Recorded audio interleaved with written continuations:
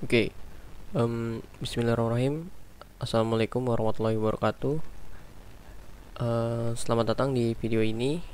Jadi di video ini kita akan belajar bersama tentang DevOps, khususnya di bagian CI/CD.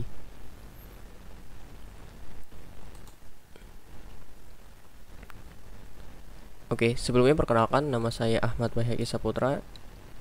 Jadi di video series ini kita akan fokus pembelajaran terhadap DevOps menggunakan GitHub Action.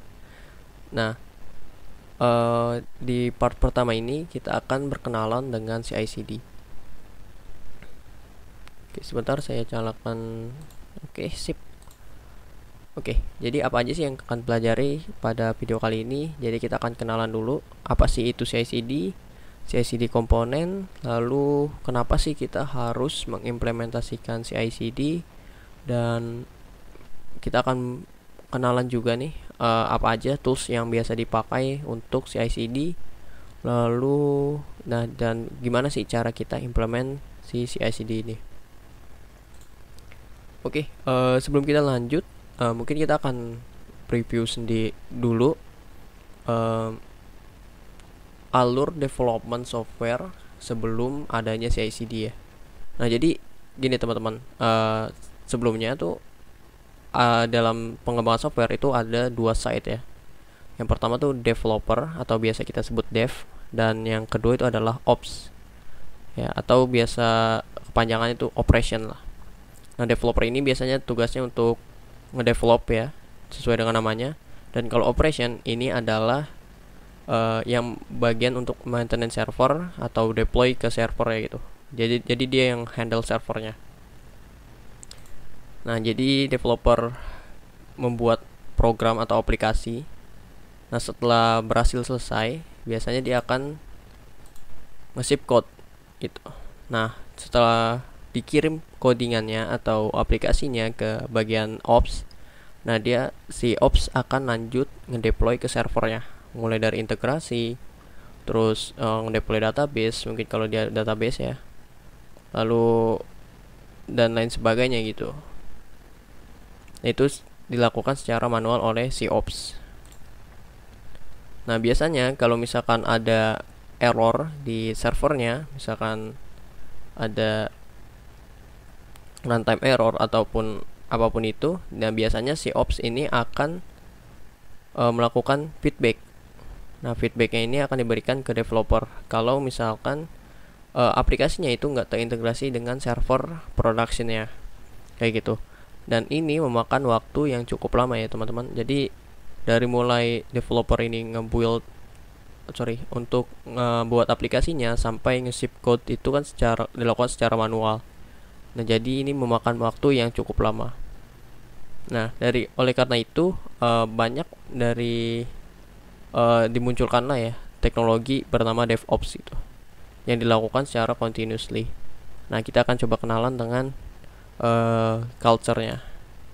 Nah, jadi kalau sudah menerapkan CI/CD ataupun DevOps, nah jadi site-nya itu udah nggak terpisah lagi ya. Sebelumnya kan hanya developer dan operation saja gitu. Nah, tapi di sini itu ada pihak tambahan atau biasanya DevOps engineer ya.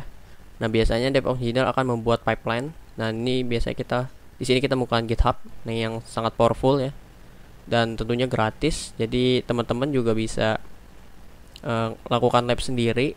Jadi nggak butuh resource yang banyak, hanya butuh akun GitHub aja gitu. Jadi dari developer di sini tetap ada ya, developer dan ops, dan mereka tuh masih tetap menggunakan fungsinya masing-masing, tapi dia terautomate oleh adanya si GitHub ya. Jadi kita coba lihat. Jadi developer bikin aplikasinya, setelah itu dia akan melakukan push gitu. Kan awalnya dia hanya ngedeliver ke si operation ya, tapi dia akan push ke repository GitHub gitu. Nah, setelah push biasanya GitHub ini akan nge-trigger. Jadi kalau misalkan repository-nya itu ada aktivitas push ke dalam repository-nya, dia akan menjalankan pipeline yang sudah dibuat oleh si DevOps engineer.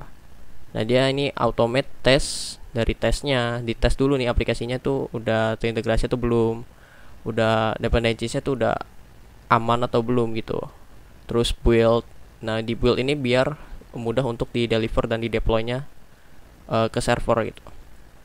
Nah, ini dilakukan secara otomatis. Nah, karena ini dilakukan secara otomatis, tentunya feedback yang akan didapatkan oleh si developer itu akan lebih cepat dan instan ya. Jadi setelah push dia hanya tunggu beberapa menit saja, dan si GitHub-nya ini akan memberikan feedback secara real time gitu, cepat gitu. Nah, si GitHub ini yang handle bagian pipeline-nya itu namanya adalah GitHub Action. Nah, ini logonya teman-teman. Mungkin teman-teman udah familiar. Jadi ini logo GitHub Action. Jadi setelah pushnya ke GitHub, GitHub Action akan nge-trigger si repository GitHub-nya dan memberikan feedback ke developer.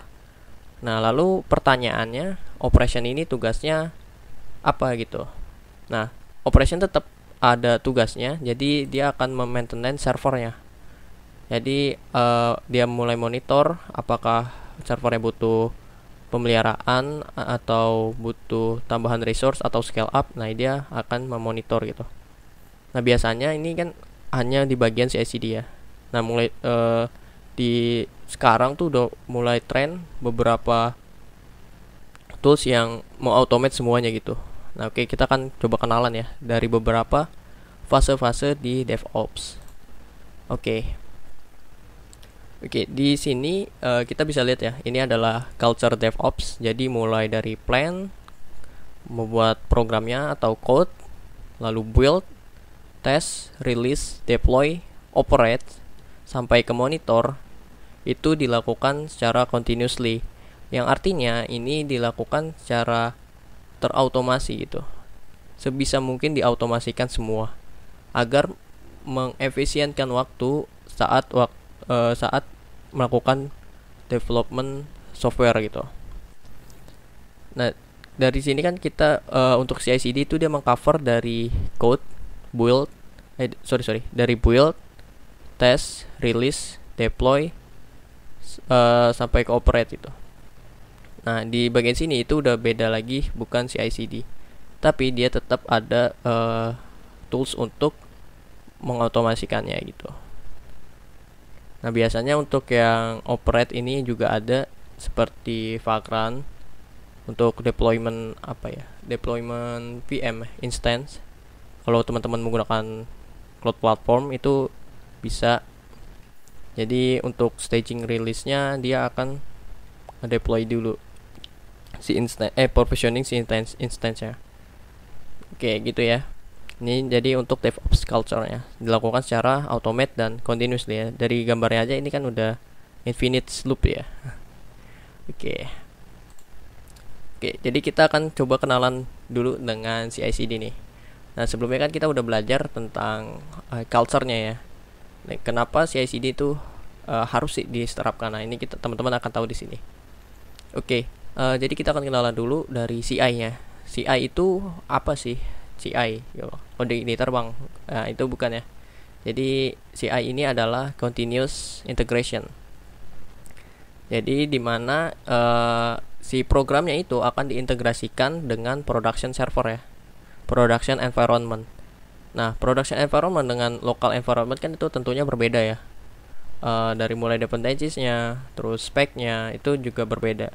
Jadi saat program ini diintegrasi dengan production environment, itu akan meminimalisir adanya error saat production gitu, atau failure error gitu, failure di production.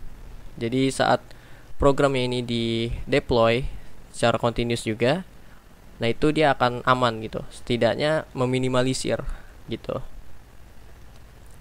Nah, untuk itu untuk CI. Nah, untuk CD dia ada ini cukup unik ya. Ada beberapa sumber yang mengatakan kalau CD itu adalah continuous deliver dan deployment. Nah, tapi kalau dari katanya itu menurut saya berbeda. Jadi continuous deliver itu adalah ngedeliver atau shipping aplikasi ke registry ya. Jadi setelah programnya ini di build, nah itu kan akan menghasilkan artifak ya namanya. Nah itu bisa berupa kontainer ataupun artifak. Nah dia akan di deliver atau di push ke registry.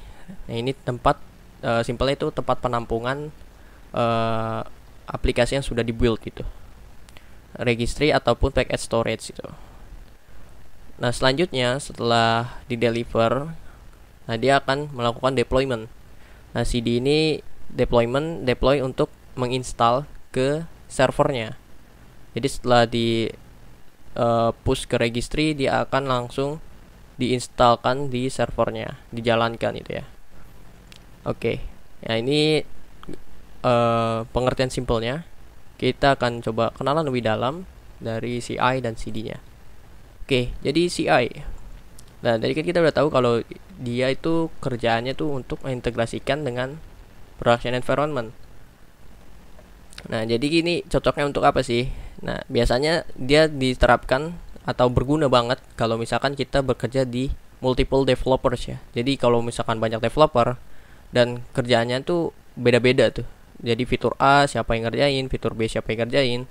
Nah, itu dilakukan di satu aplikasi. Nah, dengan adanya CI, jadi setiap fitur yang fitur yang dikerjakan oleh masing-masing developer itu akan mudah diintegrasikan dengan fitur lainnya. Jadi saat dia melakukan push, dia akan melakukan CI pipeline dulu. Nah, itu akan dites dulu apakah sudah terintegrasi atau belum. Kayak gitu. Jadi ini sangat membantu sekali kalau misalkan kita kerja di banyak developer gitu ya. Nah, selanjutnya itu integrating with production environment nih, pasti ya. Jadi ini adalah tujuan CI. Jadi saat di production tuh udah apa ya, bisa dibilang udah tinggal pakai aja gitu, untuk klien tinggal akses aja. Nah, untuk integrating with another app and microservice, nah ini sama ya. Jadi kalau misalkan aplikasi kita depends ke aplikasi lain, nah itu akan mudah untuk mengintegrasikannya. Nah, ini microservices juga mudah gitu. Kalau misalkan kita pakai microservice ya, ini akan mudah untuk diintegrasikan karena dilakukan secara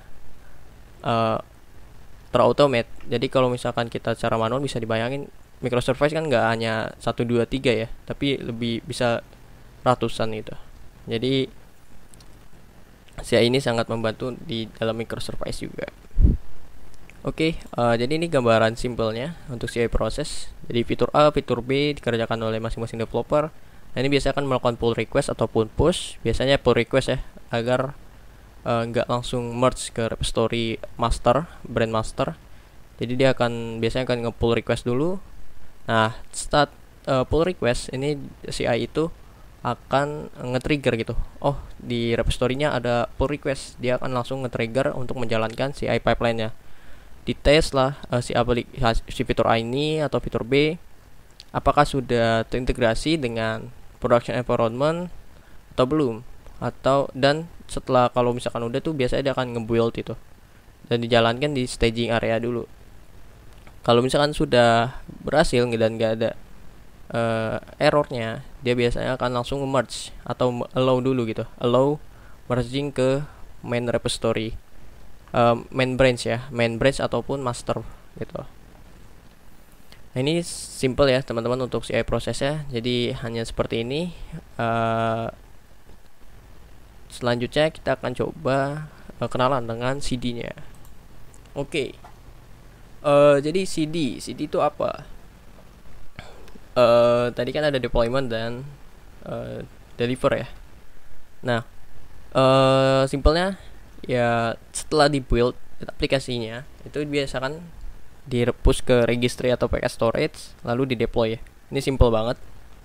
Jadi cuma automation untuk nge-build si aplikasinya menjadi artifak, lalu di-push ke registry. Nah, lalu di-deploy ya. Jadi nggak ada hand-on lagi dari si operation untuk nge-install si kontainer atau artifaknya di servernya gitu. Jadi semuanya udah terotomasi. Oke, jadi untuk alur kerja si CD-nya itu sederhana banget. Jadi dari repository yang udah di branch master yang udah di push itu biasanya dia akan nge-trigger. Kalau misalkan berhasil nih CI pipeline-nya, dia akan langsung jalanin si CI pipeline-nya. Dia akan nge-build si aplikasinya, lalu akan di-push. Dia akan push ke registry. Nah, ini kenapa dia harus melewat registry dulu? Karena registry ini untuk menampung gitu, untuk menampung si aplikasinya. Jadi kalau misalkan kita langsung ngedeliver ke servernya, kita nggak punya backup aplikasi yang bisa dibilang kosong ya. Dia kan nggak termasuk oleh uh, database dan lain-lain sebagainya. Nah kalau di server ini udah include tuh semua. Jadi dia tinggal ngambil aja. Jadi saat ada update, dia langsung terupdate di sini. Nah di registry ini dia akan langsung nge-trigger juga untuk ngedeploy si servernya. Servernya biasanya akan nge-pull aplikasi atau artefak yang ada di registry ini. Jadi di-pull untuk dijalani di servernya. Oke, kayak gitu. Jadi begitu seterusnya. Jadi setelah ini dia akan monitoring ya untuk DevOps. Dan lanjut ke codingan lagi, plan dan lain sebagainya. Dia akan push begitu. Jadi dia untuk CI/CD-nya ini sampai ke servernya itu sudah terautomation. Oke gitu ya teman-teman. Jadi sederhana banget untuk CD proses dan CI-nya. Oke, kita akan lanjut. Oke, nah ini adalah contoh CI/CD tools. Nah, di sini mungkin ada beberapa logo yang mungkin teman-teman udah familiar ya. Nah, jadi CI/CD tools ini teman-teman bisa searching juga di Google. CI/CD tools itu banyak banget. Dan ini contoh beberapa yang menurut saya populer ya. Nah, ini di sini seperti GitHub Action yang akan kita pelajari di video series kali ini. Karena powerful dan mudah ya, free dan open source juga. Kita bisa banyak melihat plugin-plugin yang dibuat di GitHub Action. Lalu sini ada Jenkins juga, biasanya dia diinstal dulu di server. Jadi on premise dia biasanya. Lalu ada Travis CI. Travis CI juga banyak digunakan. Ini ada Circle CI. Ini ada GitLab. GitLab juga powerful, biasanya di on premise untuk private repository ya, private repository di suatu company gitu. Nah ini ada zip code. Oke, mungkin gitu untuk CI/CD. Kita akan lanjut ke tools selanjutnya yang biasa kita pakai. Oh ya, untuk CI/CD ini teman-teman kalau misalkan ingin menjadi DevOps engineer itu nggak perlu mastering semuanya gitu. Jadi cukup pilih salah satu tools aja yang teman-teman suka atau yang cocok lah, atau yang lagi tren gitu. Teman-teman bisa pilih, lalu pelajari konsepnya, dan itu akan berlaku ke semua tools gitu. Jadi nggak akan beda jauh. Saat teman-teman belajar di GitHub Action. Nah tapi saat teman-teman kerja di kantor itu biasanya pakai GitLab. Nah itu nggak akan beda jauh dengan si GitHub Action. Yang penting teman-teman itu paham konsepnya, kayak gitu ya. Oke, jadi selain CI/CD toolsnya, nah biasanya kita juga perlu si registry-nya untuk melakukan storing si artefaknya. Nah di sini contohnya ada banyak ya, dari Azure Container Registry, Google Cloud Registry, ini ECR 2.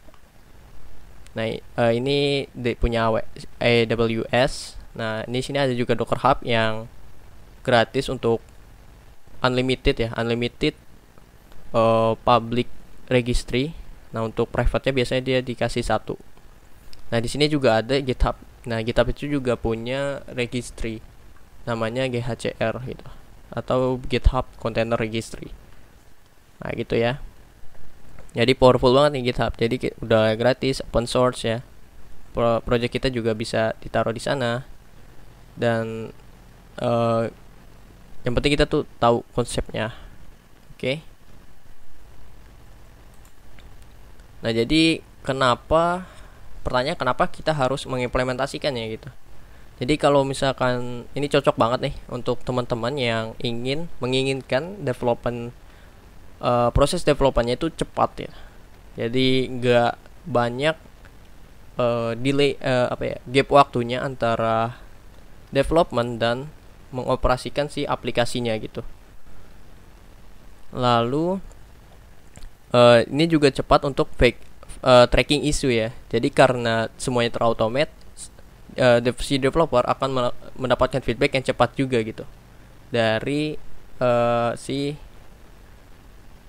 aplikasinya, apakah dia sudah berjalan dengan baik ataupun belum. Lalu mudah untuk diimigrasikan dan integrasi gitu ya. Ini udah pasti. Jadi kalau misalkan kita mau pindah server itu tinggal ditarik aja. Nah itu gunanya si registry ya. Jadi kalau misalkan kita mau ngedeploy atau mendeploy di banyak server itu akan mudah gitu. Jadi tinggal nge-push si registrinya aja karena terpusat ya. Nah coba teman-teman bisa bayangin kalau misalkan kita langsung deliver atau shipping si aplikasi yang udah dibuildnya ke server yang akan dideploy. Dan kalau misalkan mau itu kita kan harus narik lagi ke servernya gitu. Itu akan memakan banyak resource juga kayak gitu. Lalu ini mungkin ada pertanyaan, ini untuk project yang besar aja kah atau project kecil tuh nggak masalah gitu. Nah ini mau besar ataupun kecil project teman-teman itu nggak masalah. Jadi semuanya bisa diimplementasikan si CI/CD ini gitu ya. Oke, jadi apa selanjutnya? Oh ya, berarti untuk pengenalan CI/CD-nya cukup segitu. Jadi ini ada beberapa playlist lanjutannya atau further video. Jadi kita akan kenalan dengan GitHub Action dan GitHub. Nah, bagi teman-teman yang belum kenalan dengan GitHub, mungkin nih bisa kenalan juga dengan GitHub Action nanti di next video. Lalu kita akan membuat CI pipeline menggunakan GitHub Action. Kita akan membuat CD pipeline untuk GitHub Action. Lalu kita akan coba sampel project ya menggunakan CI/CD. Nah ini kita akan coba dengan non-containerized. Nah maksudnya apa? Nah mungkin bisa nanti teman-teman bisa lihat di videonya. Lalu CI/CD containerized application. Lalu ada bonus part yaitu GitHub Action event, triggering and branch event. Jadi ini kita akan bahas semua fitur-fitur yang menarik di GitHub. Oke. Karena GitHub Action ini menurut saya powerful banget, gak hanya untuk development tapi dia bisa untuk apapun itu. Asalkan di GitHub itu. Jadi dia ngambil aksi di GitHub sesuai namanya ya. Oke. Mungkin gitu aja. Jadi untuk further videonya teman-teman bisa tonton di channel Navtic Academy gitu ya, youtube.com/c/Navtic Academy gitu. Oke, mungkin sekian dari saya. Sampai jumpa di lain waktu.